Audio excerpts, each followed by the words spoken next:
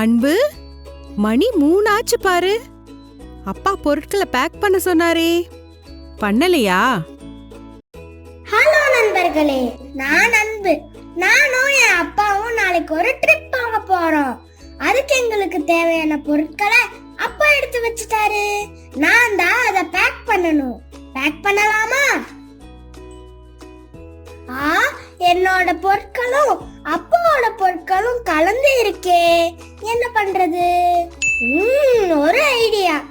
என்னோட பொருட்களை இந்த சின்ன நீல பெட்டிலையும் அப்பாவோட பொருட்களை இந்த பெரிய சிவப்பு பெட்டிலையும் பிரிச்சு வைக்கலாம். ஃப்ரெண்ட்ஸ், பொருட்களை தனித்தனியா பிரிக்க எனக்கு ஹெல்ப் பண்றீங்களா? இந்த பேண்ட் எவ்வளோ பெருசு, இது அப்பாவோடது. இதை இந்த பெரிய சிவப்பு பெட்டியில வைக்கலாம்.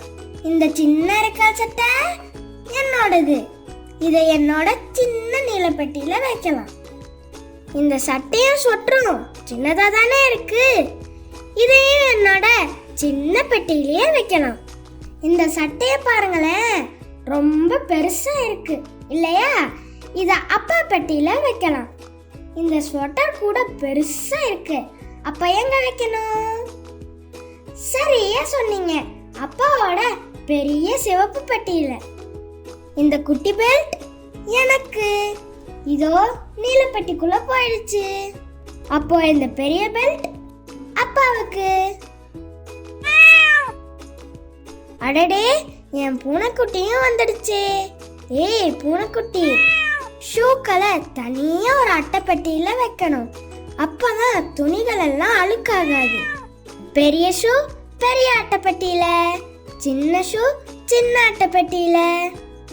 வாவ், அப்பாவோட பொருட்களை பெரிய சிவப்பு பெட்டிலையும் என்னோட பொருட்களை சின்ன நீல பெட்டிலையும் சரியா பிரிச்சு வச்சாச்சு. பொருட்களை சரியா பிரிக்க உதவி செஞ்சவங்களுக்கு ரொம்ப தேங்க்ஸ்.